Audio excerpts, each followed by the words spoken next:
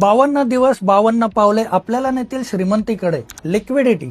आपला जीवेश याने 8 वर्षापूर्वी 20,000च्या SIP ने आणि काही लमसम अमाऊंट गुंतवणूक करून म्युच्युअल फंड मध्ये आपली जर्नी स्टार्ट केली.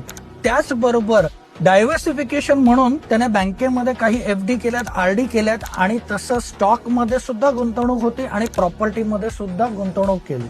म्हणजेच काय तर एका बकेटमध्ये पैसे न ठेवता टोटली डायव्हर्सिफाईड पोर्टफोलिओ त्याने ठेवला होता स्वतःचा. पण काही कारणास्तव त्याला 8 ते 10 लाख रुपयाची गरज पडली.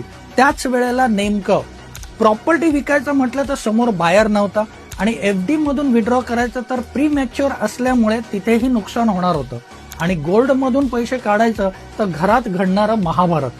तर त्यासाठी त्याने म्युच्युअल फंड मधले 8 ते 10 लाख रुपये विड्रॉ केले, जे त्याला 3 दिवसात त्याच्या अकाउंटमध्ये आले. या उदाहरणातून आपल्याला काय समजतंय की लिक्विडिटी ही खूप महत्वाची आहे गुंतवणूक करताना. त्यामुळे लिक्विडिटीसाठी म्युच्युअल फंड मध्ये गुंतवणूक करणं कधीही चांगलं. म्युच्युअल फंड म्हणजे काय, आपल्याला गरज असेल त्यावेळेला मिळणारे पैसे.